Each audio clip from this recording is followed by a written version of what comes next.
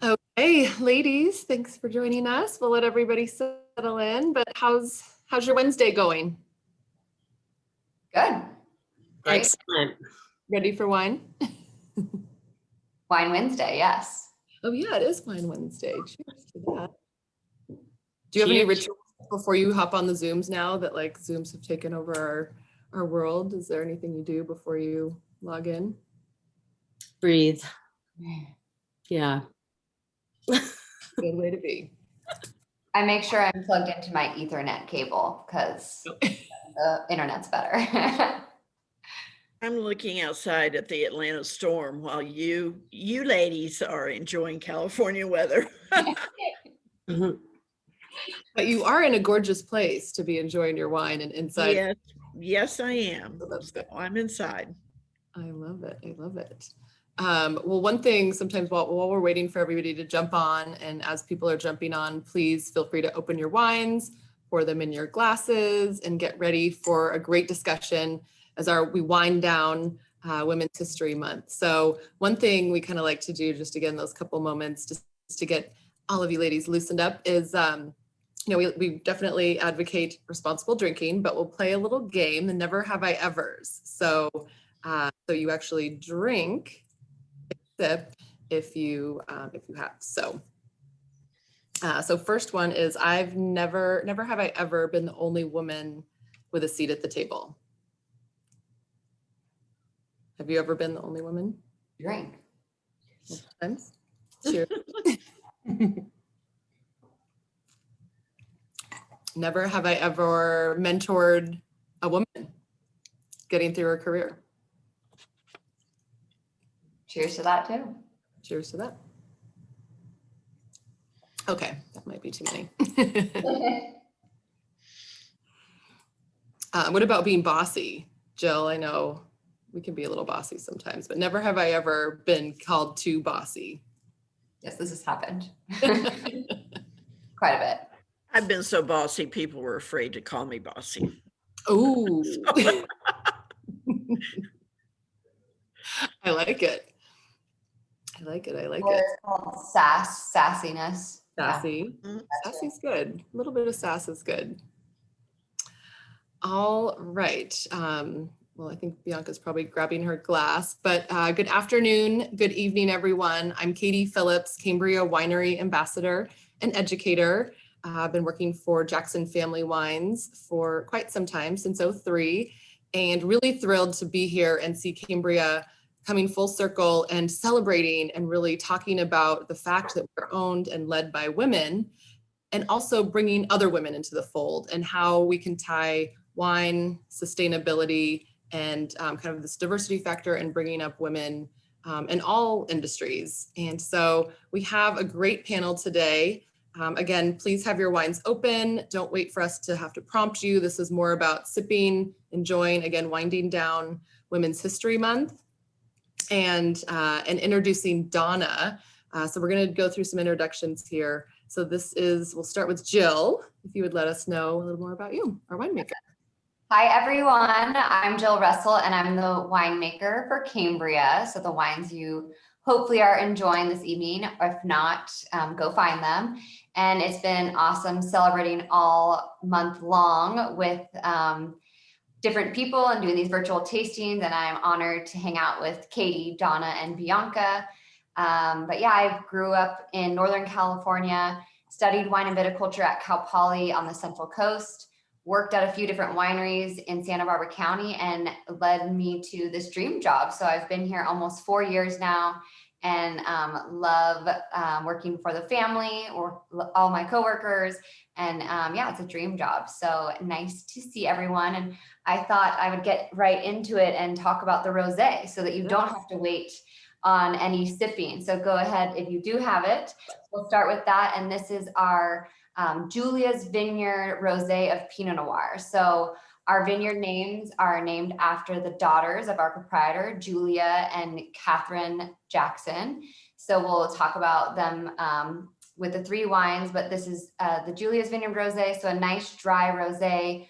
We're all estate grown and produced. So we choose our blocks meant for this rosé, dry, crisp, And I hope you're enjoying it, even in the stormy weather, Donna. So cheers, guys. Love it. Cheers. And as we say, some of you might be coming to us from where you noticed us on a retail display and you came upon this whole program that we've been doing this month, or maybe a restaurant might have brought you in, or maybe some of our social media, you might have seen us, and it's hashtag cheers to her. So if you are taking any pictures of yourself, or if you're with some girlfriends or friends, family, and enjoying the wines, you can use that hashtag cheers to her. So cheers to her, cheers to you three ladies and everybody that's on joining us with our rosé. Love it. And then next up is Bianca Valenti, sorry. Please introduce, let us know what SeaTrees is all about and who you are. Yeah, so thanks for having me. And sorry, I ran away for a second because an Amazon delivery got here. So, you know, the whole Zoom thing, but I am a professional big wave surfer, and I also own a restaurant, an Italian restaurant with my father, and his father, Jean Valenti, was the first ever master sommelier in all of Italy. And so I started studying wine and enjoying wine after I graduated from UC Santa Barbara. And I'm an ambassador for SeaTrees, which is what brings me to this discussion. And SeaTrees is an organization that literally plants trees in the ocean, depending on the ecosystem. But like here in California, we have kelp forests, and those sequester carbon, and they grow very quickly, very, very quickly, like 3 feet a day. So yeah, I'm really happy to be here with all of you legends. And yeah, I'm humbled and honored to participate. So thanks for having me. Love it. How long has SeaTrees been operating now? SeaTrees is a branch of Sustainable Surf, which is their parent nonprofit or NGO 3.0. And SeaTrees is relatively young, like about 3 years, I'd say. But so just like we can plant kelp forests here in California, and they grow 3 feet a day per kelp stalk. Actually, the kelp forests in the world are bigger than the rainforest, the amount of rainforest. So they're huge. And in tropical areas, you can plant mangrove forests. So there are all these different cool plants that can help us save the world so we can keep growing grapes and drinking wine and getting together and connecting. Exactly. It all ties together. And that's, again, why we're all here combining these ideas of sustainability and wine and women doing big things and inspiring people. And that would bring us to Donna Beverly. So a lot of you, again, you might have seen we did a nomination throughout the month, and you could submit on social media or through an email. And we chose one woman to join us, and that is Donna. So thank you for joining us, Donna. Excited to hear your story and share it with everybody else. So let's give us a little background about you. Well, thank you. And I'm honored to be a part of this group. I'm just an ordinary woman, and ordinary women are who I love to work with. My role my whole life seems to have been as an advocate for those who do not have a voice. So I was an attorney, very active in the civil rights movement. I'm incredibly old, so I've been able to crowd in a lot of titles. And I've done a lot of legal work with gender and racial discrimination cases in the South. I was a special education teacher before I ever went to law school. My heart's with the disabled and special needs community, and been a single mom, had those challenges. And in recent years, I've really been involved with nonprofits. I formed a nonprofit about 20 years ago called International Mission Connection, and I work with the Hispanic community in Central America, sort of rescuing kids from the street, empowering them, giving young girls an opportunity to be leaders in their own culture. And then my most recent nonprofit is Deepwater Women. And that is based here and dealing with helping women to have voice and find their dreams, and ordinary women to find what special path they want to take in their life. And that's really, really been fun. So that's what I do most of the time now. That's amazing. And so how often do you do those groups with women? We have groups of discipleship for women, mentoring. We have silent retreats up at our cabin in the mountains on a river. And we really encourage women to get together over coffee or over a glass of wine and have a Exactly. serious conversation about what matters most in their life. And is their messaging effective?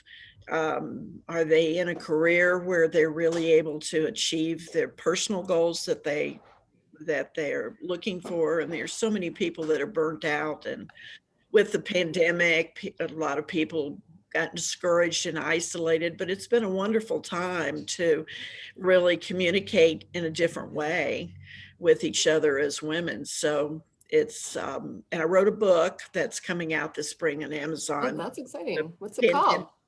Pandemic Search for What Matters Most, Facing Tough Challenges That You Didn't See Coming. And so it's just, a series of stories taken from my adventures, and it's aimed at being inspirational to women, to encourage women to say, yeah, you can do it. You don't have to be limited or restricted by anything. Everybody's not going to be a CEO, but you can be the best you that you can be. Right. So did it take you a while to find your voice? I mean, was there something that prompted that when you really went out and? No, I've sort of been a loudmouth my entire life. And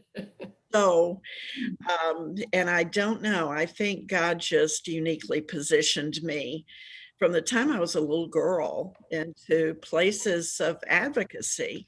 And I don't know why, looking back.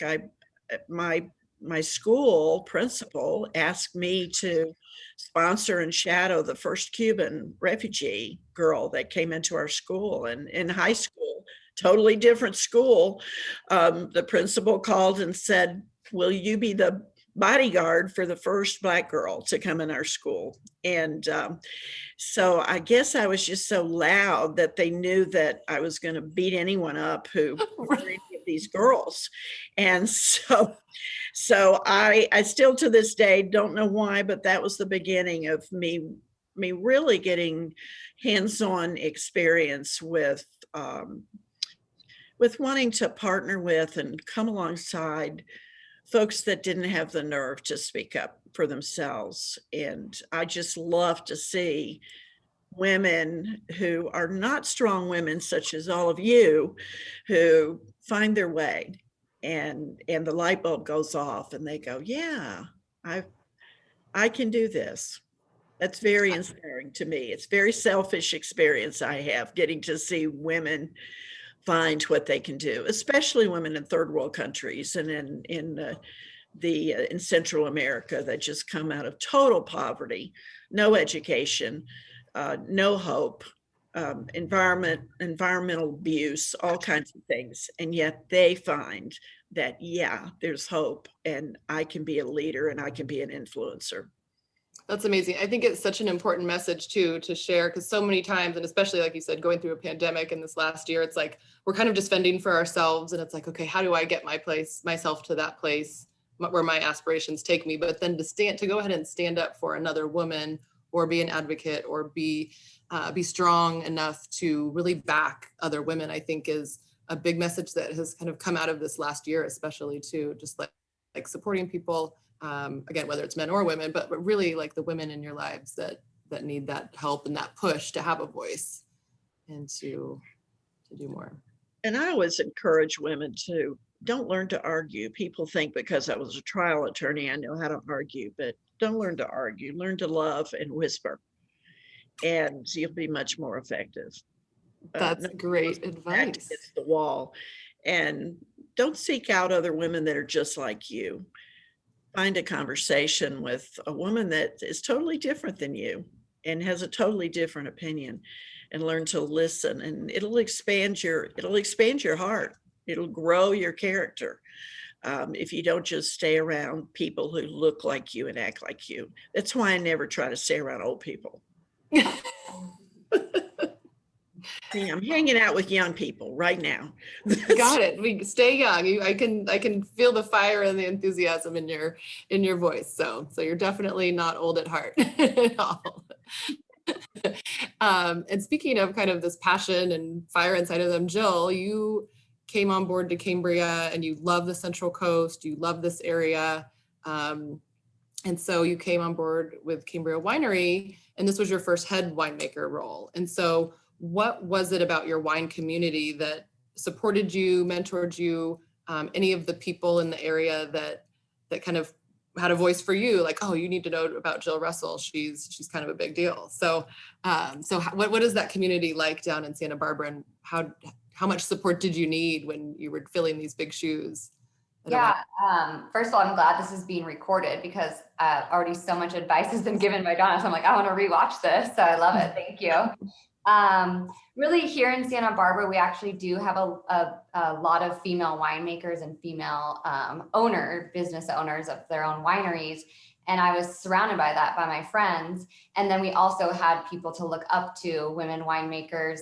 Our general manager, Denise Shirtliff, she was a winemaker before me, and she's been at Cambria over 20 years. So I even knew of Denise and then like her kind of colleagues. So they kind of paved the way for us. So we got to see an example and kind of like, oh, we can be that.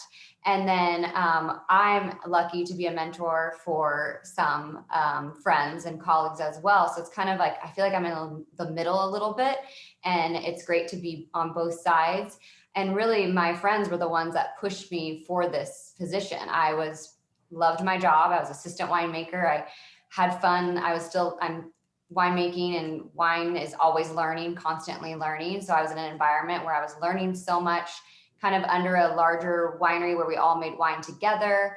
And then, one of my girlfriends really pushed me hard, like, you need to go for this. And I was like, okay. And then reading the job description was like, this is meant for me. So I'm so glad that I have this group. We even call it Women in Wine Central Coast. There's offshoots of it all, but there's always this huge support, whether it's a winemaking question or how to deal with a situation of being a female in the industry. We're all have each other's back. And I'm really lucky that I have this right in my little town that I live in. So yeah, it's a safe little tight knit community. Has there ever been a big risk that you've had to take in the winemaking community to put yourself out there and be? I think the risk of going for this job, it was like, that was the biggest, like, and going through the process and meeting everyone and interviewing through everyone, even if I didn't get it, I felt like I grew as a person and was excited for the next interview and next challenge. And then this role now having more of the decision making in my hands, I feel like it's always a challenge, but I like that about this role. And then being involved in different parts of not just being in the cellar, but doing things like this, which is great. I love that we make wine, and wine makes people happy, but I love being a part of an organization that is so focused on sustainability and focused about promoting the female-led and owned winery. I feel like I'm a part of something more, and it's been amazing. And then even now being in this role, and all my coworkers, day to day, everyone in the halls, and then everyone who I work with in different departments, like you, Katie, I get inspired all the time, and it's really amazing working with so many driven women and men too are on our team, and it's amazing, and we need them, but especially having that support from each other. Absolutely. So another big role that you have and big shoes to fill is making the namesake wines of the two daughters of Jackson Family Wines. So Catherine's Vineyard Chardonnay, we had the Julia's Vineyard Rosé, and then the Pinot Noir. So all the blocks on the estate are named after Julia, Chardonnay blocks named after Catherine. So what is it like to make a wine like this? So it's like every year you have this one shot to make the Catherine's Vineyard Chardonnay. It's an iconic name and recognized by so many. So what is that like to put this together, and tell us a little bit about the wine? Yeah, so moving on to Chardonnay, you can kind of jump around whatever you guys are enjoying. The two ladies behind these wine are amazing, and we can get into what they're about, but really focused on the wine here. I say winemaking is decision making. Like I mentioned, like I have to make these final decisions, but there's a huge team. It's all mostly happening in the vineyard and how we farm the vineyard and how we take care of the vineyard. The vineyard team and the winemaking team has been there forever, like average tenure is over 20 years. So there's everyone that's there loves what they're doing. They love making great wine. And but going out and making those decisions and trying to make the best blend, knowing where that wine will end up. Is it going to be enjoyed with friends over a conversation on the porch with dinner? So making that blend to show off our estate, because really we want to show the grapes. And we're lucky that our Catherine's vineyard, most of this wine was planted in the 70s. So some of them are turning 50 this year. So that we're going to celebrate that. And so for me as a winemaker to walk in and have access to these old vines, it makes my job easy because the grapes are so good. So we just need to make sure it makes a complete wine to the very end, but it really happens in the vineyard. And we're lucky that we get to show off our estate. I love it. I know that. So this is, I know we have the 19, I know there might be some 18 out in the marketplace, but yeah, so this is, you made 3 harvests now that are in bottle, and then 20 is obviously resting in barrel. And so what do you think was the hardest thing about coming into Cambria to make wine? There's so many hard things. The first year, just getting to know the vineyard, because again, how I'm saying it's all in the vineyard. So being able to walk to the different blocks and knowing where I was at and what those blocks did and what they were. So really every year kind of perfecting that blend. We kind of treat all those blocks separately and ferment them separately. So me getting to know those blocks, working with all the teams, again, they're like a family there. So I'm totally part of the family, but it took a while to kind of be like, I know what I'm doing. This is what's going on. And I'm a part of your team. Let's get to know each other. So it's all been a fun time. And each year has been getting better and better, not necessarily easier, because I, again, put the challenge on myself. Like, okay, we're getting to know the vineyard. Now let's get to know the barrels and what works with the different vineyard sites. And maybe we didn't always source from this area of the vineyard, but let's try sourcing just to see how the blend works out. Right. I love it. And so Bianca, you have a wine background, being a co-owner of a restaurant, and like you said, studying Italian wines. And so tell us a little bit about like your process, because again, we're obviously talking about wine and women, but also the sustainability idea and how this all is interwoven, and how much does that play a role in when you're making your wine decisions and all of that? Yeah, no, it's as a small restaurant and as just a small family run restaurant, we have that challenge of trying to fulfill a minimum order with our different wine distributors. And so whenever there's like, I think the first question that we're looking for to be answered when we're tasting new wines is like, does this wine complement our food? And so it's Northern Italian cuisine. And my bias just as a professional surfer is I'm always looking for like high performance and less sugar. And then and so I always it's always relationship based. And so I'm always gonna like, if we can only order so much, and especially last year with the pandemic, we're all like doing our best to hang on. I'm always going to go with my favorite reps, and my favorite reps do happen to be women, actually. And whenever she shows me a wine and says, hey, this is a female winemaker and it's made biodynamically or sustainably, then it's like, okay, how much is it? Yeah. Where is it? Yeah. And so it's a huge factor. And I guess when Jill was speaking, one of my questions was, like, how much risk can you take in using different parts of the vineyard that aren't normally used?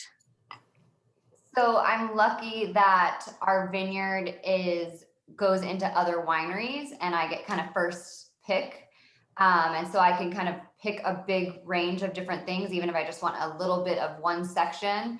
And then it kind of gets worked out later. If I don't want to fold it into our blend because I want our blend to be the best, it can find a home somewhere else. Not that it's ever bad. It's just, I want it to be the best wine possible. So that's how that kind of works out. And it's mostly because this is our vineyard source. We can't run off and go find other grapes somewhere. So we're choosy on our estate. Nice. Yeah, super cool.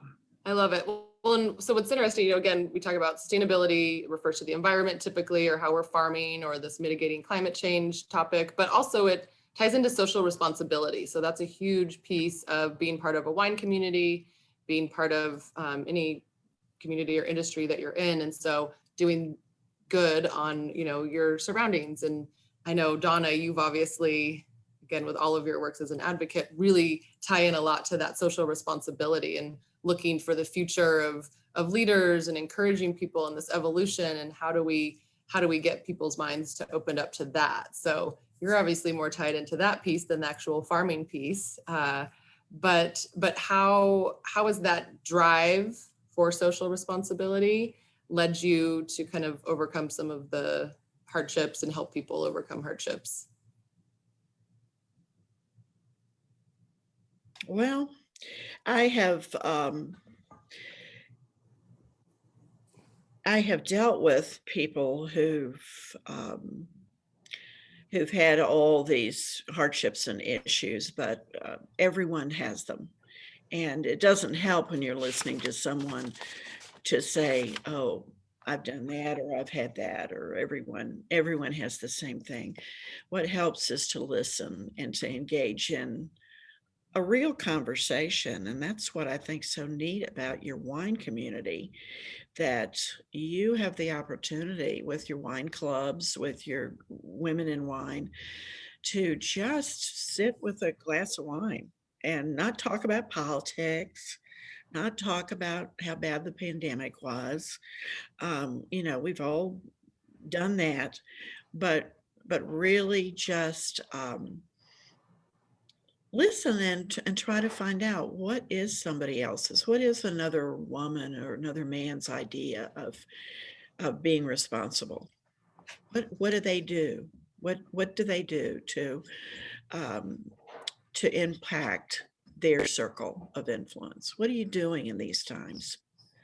And it's a great opportunity to have an excuse. You can have an excuse and invite somebody for a glass of wine and then really have a good conversation.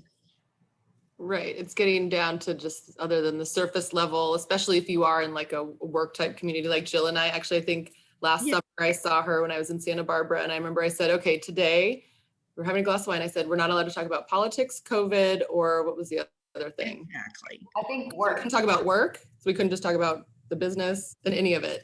If And if you're going to talk about the stress of your job or the stress of the country, your conversation's going to go south really fast. right. So we kept it so fun and light. It's like Go south. So talking about something else, and what's your goal? What do you want? Who do you want to be in this time, given the pandemic, given the fact that we're having to revisit the way we look at communication and the way we deal with people? Who do you want to be in this time? Because this time could go on for a really long time. And we're probably never going to go back to even doing business the way we did it in the past. So are you going to move? Are you going to move like a turtle? Or are you going to move like the hare and get with the program? And some of us older people have to be a little bit more flexible than you younger folks, because it's a new world. But are you going to seize it? Or are you going to sit there and be stale? right. Well, what keeps you optimistic about, situation for women, and again, also just kind of the current situation that we're in? I'm more optimistic than the usual folks that you hear from, because I was a child of the 40s and I've gotten to see how this country has moved over and changed. And so I think a lot more of the country than a lot of people do at this time. I've seen how laws have changed. I've seen how we've gone from times when I had to be guarded by the Georgia State Patrol because of who I represented. And now I can walk into any courtroom and I don't have to have a bodyguard. Nobody's really going to mess with me now. So then that's not true everywhere, but we've just come so far, and it's encouraging to me to think that my mother was born in a time when women didn't have the right to vote.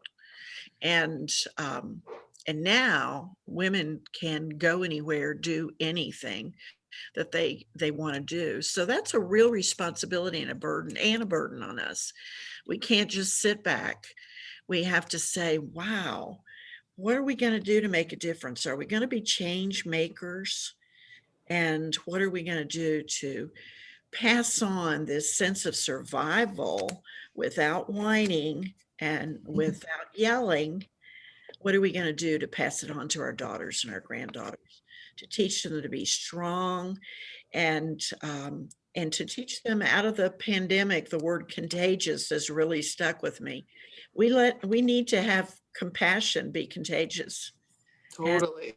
To Oh my have gosh. peace and understanding be contagious. And we can take control of that. We can't take control of the weird things that are happening in the world, but we can take control of our compassion. And the more we have, the stronger we're going to be, and the better we're going to be in business, because nobody wants to do business with a grunge, and nobody wants to do business with a whiner and a complainer.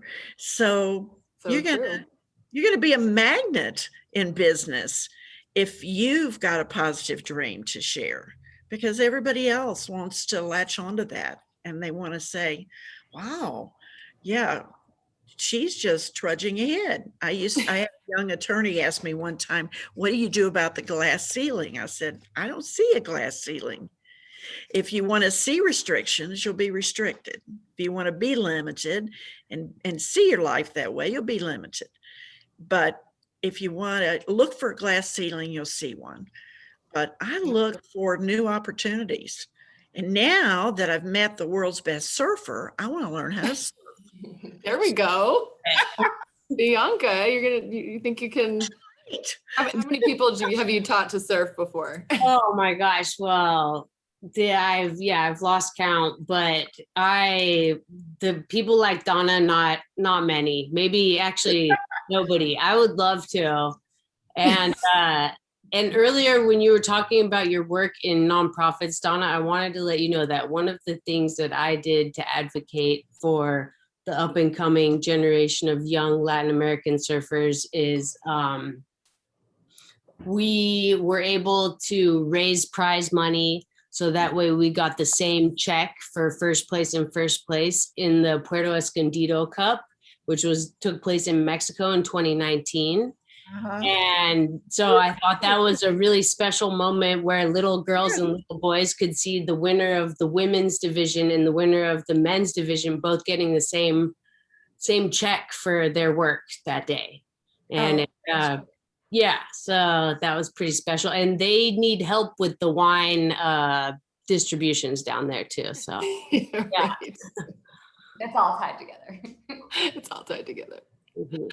I love it. Well, and even kind of going back real quick, because Donna, you were talking about, just like be that compassion and don't be the whiner, don't be the complainer. And it's kind of like Bianca said, when she's buying wine for the restaurant, it's whoever your favorite people are. Like there's a lot of, good wine in each of the portfolios. So you want to work with who's got your back, who's going to take care of you, who you enjoy working with. And it's just, you have to bring that attitude out into the world. And Donna, you're inspiring me to and I'm kind of the same way, but like, I just love that you're just have such beautiful advice, but like this strength that really shines through. Like nobody can. Well, it's never too late. We're all still learning. And I've had medical issues over the last couple of years. I'm blind in one eye, so I can't see all of you that well. And one lung doesn't work and one leg doesn't work, but I've still got one heart. So that's all I need. And, but we all have our issues, but together, if we just stop arguing and just walk hand in hand together and arm in arm, and I'm not just for women. I've fought for women, but I raised 4 boys, so I'm filled with testosterone. Right. And so my sympathies for males too. But it's everybody. We don't need to be labeling everybody or having stereotypes about who we think the right wing is, the left wing is, the chicken wing. We just need to get to know people. And people are people from wherever they come from. And I'm fascinated with different types of people. Bring it on, bring it on. If you're willing to sit with an old lady, I'm willing to sit with you. I want to take you surfing. Yes, we need to make this happen. That'll be next month's Zoom webinar. We're going to go and watch Bianca teach Donna how to surf. Definitely. That would be a video. That would be fun. Well, so thinking of, if each of you think of the main women who inspire you, what would you, and I'd like each of you to answer, what would you say is the main trait that stands out from those women that inspire you? Whoever wants to go first.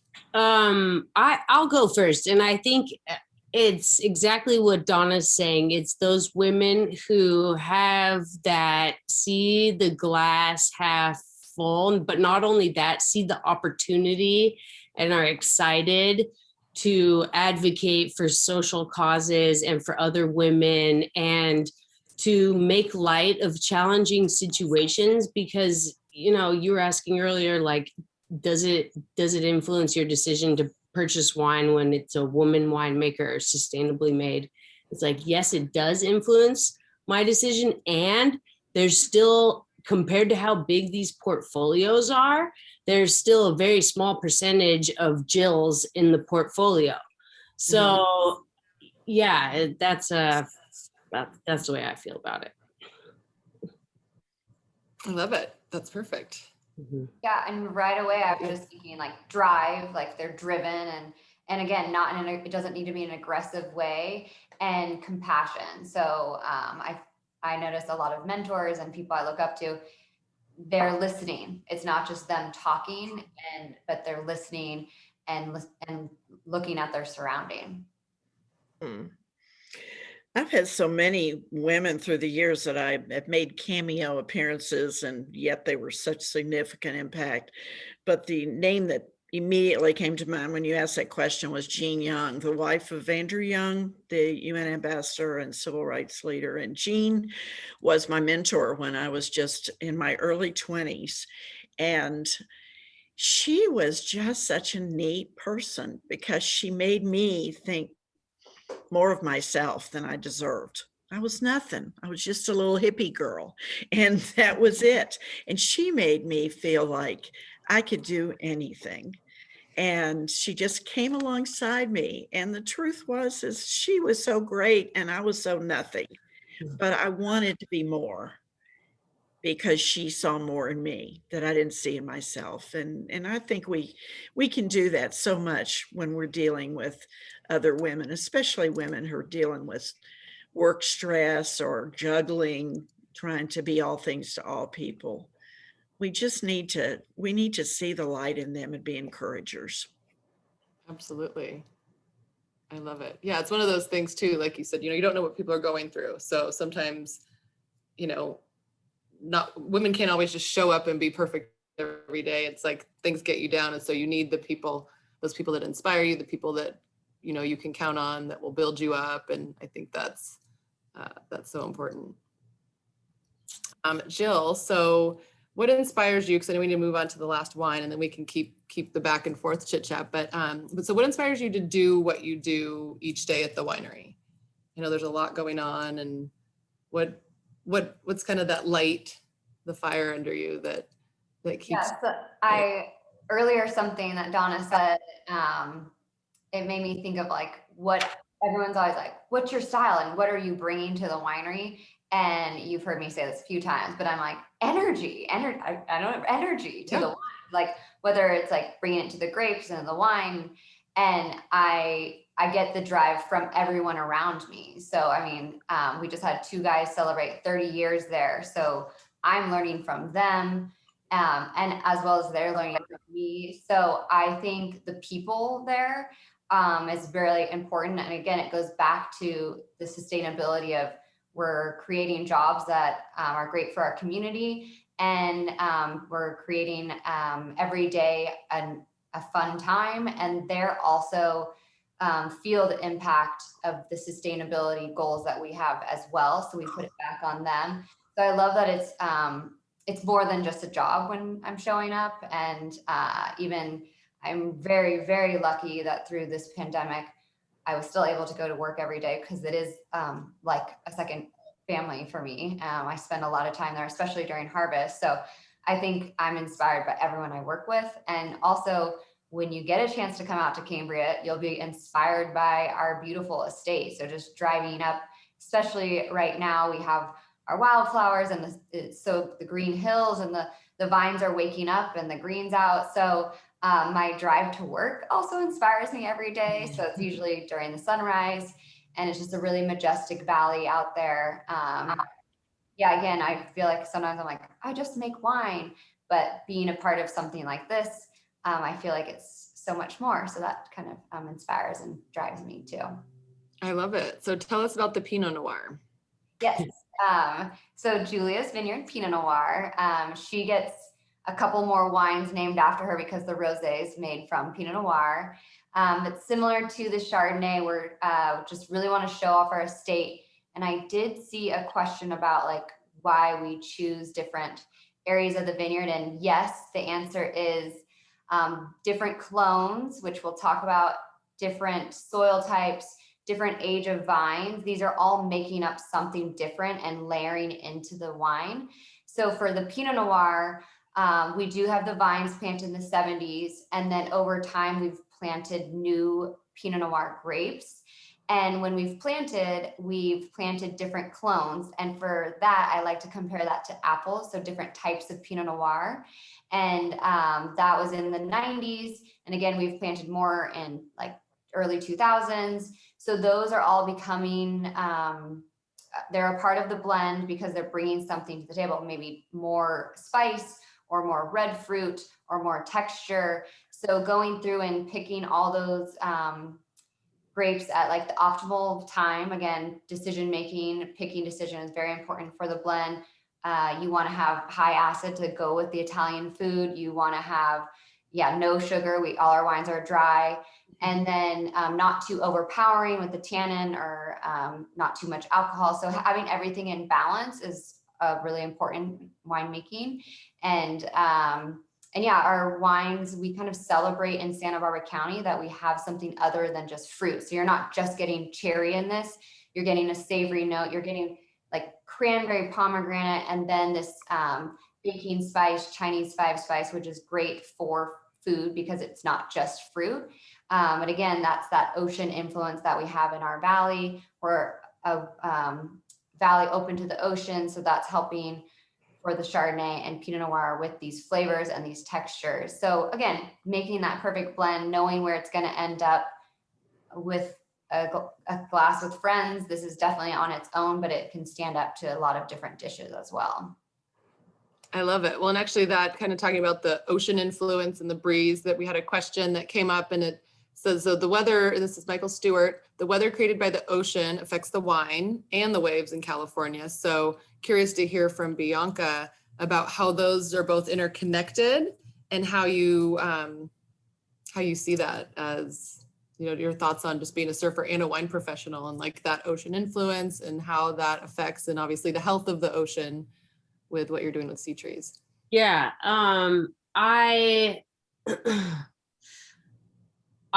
it's tricky, and I was hoping to hear more from Jill, and I'd love to hear more from Jill about weather and how it impacts how when you pick your grapes, and I was also thinking about like salt barrels that have been wood barrels with salt water, because in the barrel sealing process there's water, correct? So what if it was like sealed with a salt water, and having those minerals seep into the wine, I think sounds interesting.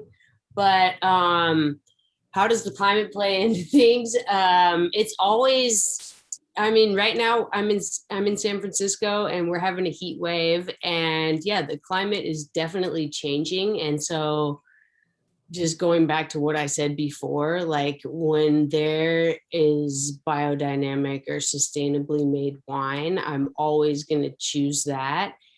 And the challenge is finding it in the right price point that people can afford and enjoy. And when there's a woman, I'm always gonna support her too. So yeah, the climate's definitely changing. Things are getting drier.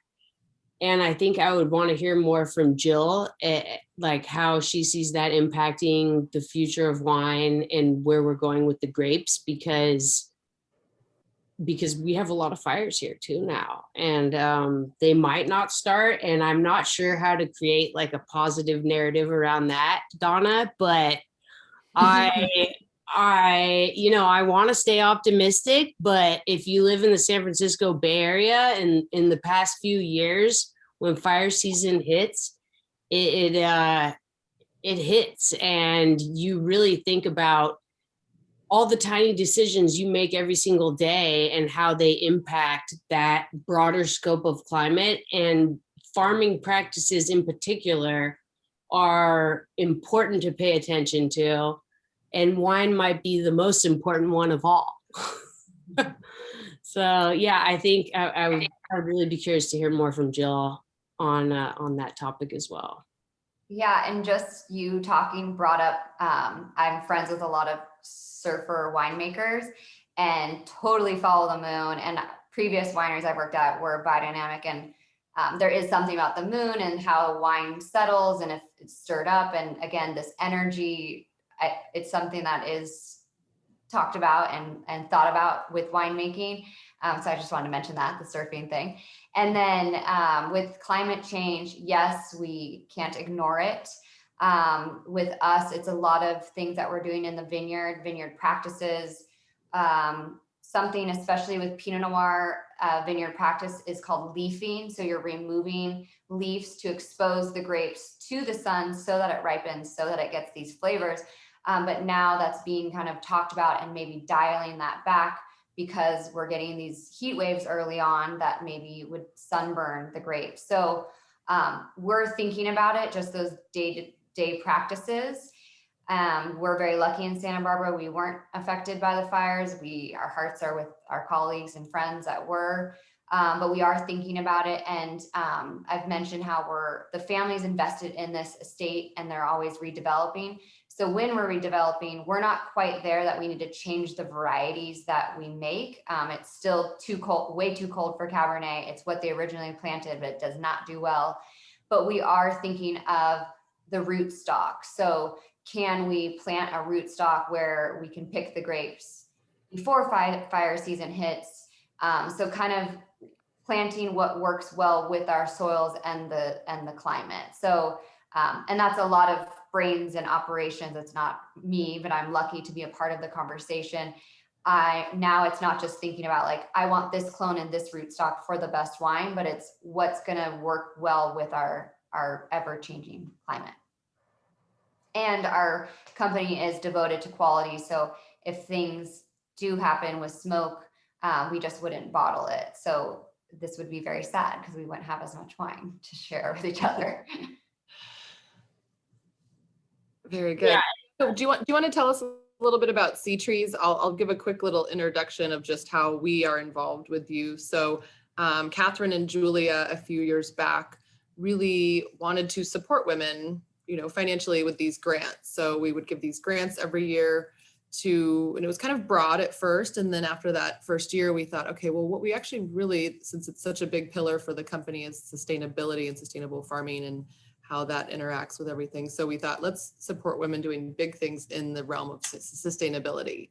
And so this year at SeaTrees, who we are supporting, and everybody's nominations supported that. And so I'd love to know, so people kind of know what we're giving back to and what differences you're making. I mean, you're basically farming, but in the ocean, right?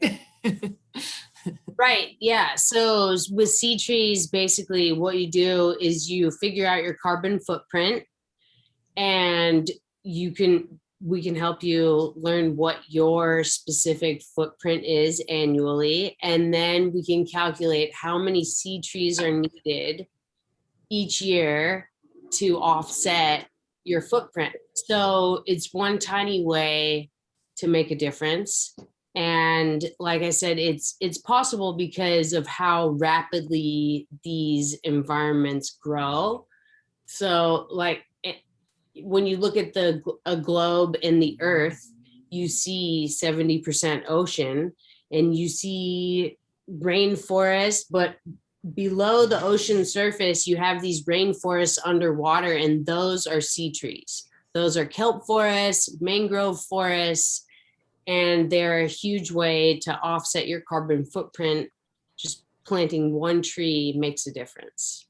That's amazing. I love it. Yeah, so just these grants that support women doing big things. I love that that you are a partner this year. It's so fun to meet you and have you join us.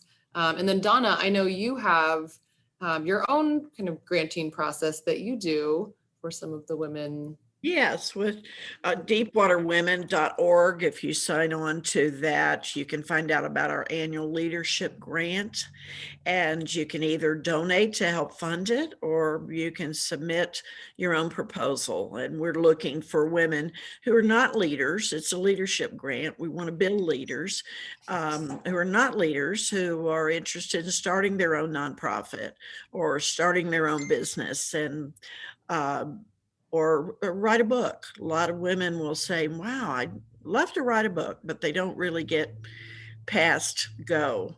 And so our leadership grant will help give some seed money, and hopefully we'll be able to give some other kinds of support too, as needed, on how to get published or how to get your business started from a legal aspect. And in my background, I've spent a lot of time helping people set up businesses. So I love doing this kind of stuff. So that's, we encourage you, if you're interested in submitting a proposal, we're wide open. And obviously we're going to be more excited to see the things that are most relevant to the times now. And I love hearing about SeaTrees. I want to find out more about that. It's interesting. Definitely.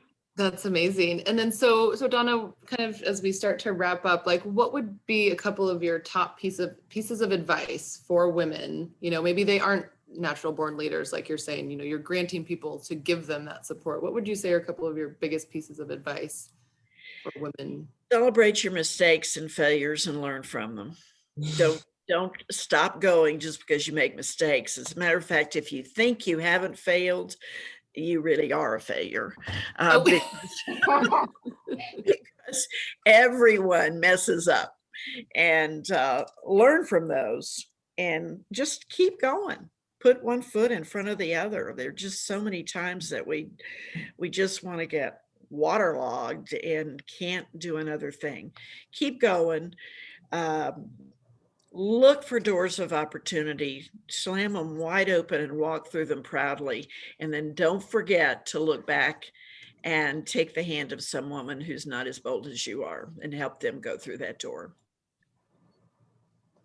I love that. Amazing. I'm so glad, like Jill said, we have this recorded so we can go back and listen to all of your amazing words. Yeah, so it's been such a pleasure with everyone. And I hope everybody at home has been enjoying all of this chat. Again, tying in women advocates, sustainability, wine. Again, like Donna said, having a glass of wine and having a conversation that's deep, and you listen and you ask the questions. So Speaking of, do we have any questions out there? Any comments that anybody wanted to make? I haven't seen any more come up. My comment is on what Donna just said, and I think it's like, if you can celebrate your mistakes, that is a really huge superpower, because the fatigue is real and it is daunting to fight the good fight and ride the biggest waves in the world at the same time, for me in particular. But it's that attitude, like Donna says, that is what makes a difference. And just feeling that support from people like the three of you and anyone who's been chiming in for this whole wine tasting. And yeah, I'm just really inspired, and I want to say thanks to Donna, especially for all of her words of wisdom, but also to you, Katie and Jill. And yeah, it's super cool to get to have this conversation, even though it'd be better in person. I know it would be one of these days. Well, we're gonna go for Donna's surf lesson, so Yes. I'm gonna have to arrange that. Yeah. But is there anything, I'll let each of you have a few minutes just to kind of, share and kind of give any of your shout outs that you want to give to, from your organizations, anything that people should. I'll do a quick Cambria just because it's been amazing. I've actually been like tearing up this last hour. It's gone really fast and I've really enjoyed it, and I am glad it's being recorded. But yeah, we're really excited everyone tuned in, and then we've been doing a little special with our wines. If you go to our website, cambriawines.com, and put in her story, you get 20% off our wine. So if anyone's enjoying wine, or if they want to enjoy the wines, you can go there and pick up some more Cambria, because now you heard some beautiful story behind the wines too. Yeah, and get a bottle and sit down with your best friends and watch this again. No. Yeah, exactly. Anything from you at all, Donna? Anything else? Well, I can't help but plug International Mission Connection. I am IMC, and it's imchonduras.org. If you're interested in doing something specific to come alongside the Latino community, we have two schools called the School of Hope, because we're all about hope, and $60 a month provides food for a family, and we have families who are starving. We work in the most impoverished areas in third world countries. We try to go where other American nonprofits won't go. So we seek out the high crime and the poverty areas, and we believe that it's fertile ground for a good future for people. So. Love it. And then anything else about SeaTrees, Bianca? Any events aren't happening, but I don't know if there's anything. No, definitely. I want to toast to Cambria Wines, Jill and Katie, everything you're doing to not just support SeaTrees, but to really make a difference in the future of our earth in your practices. And also just a shout out to Donna for everything she's living and breathing and doing. And and I think that this Women's Month, my main takeaway is like the playbook is still being written, and together we can win more battles more quickly. And so let's drink some wine and have some fun doing it. Yeah, I love it. I think that's, and thank you. That's a great finale. So cheers to that. Cheers to her. Again, hashtag cheers to her, our Cambria phrase, but cheers to you. Cheers to everyone out there. Thank you for joining us. Such a pleasure, such a treat, and looking forward to following a lot of your advice, Donna, to make 2021 and on a great year. And just help support women out there. So cheers to everyone. Thank you. Cheers, guys. Ready to go surfing. I'm ready for the big wave. or maybe a little wave. Yeah. Sounds good. Cheers, everyone. Awesome. Thanks. Do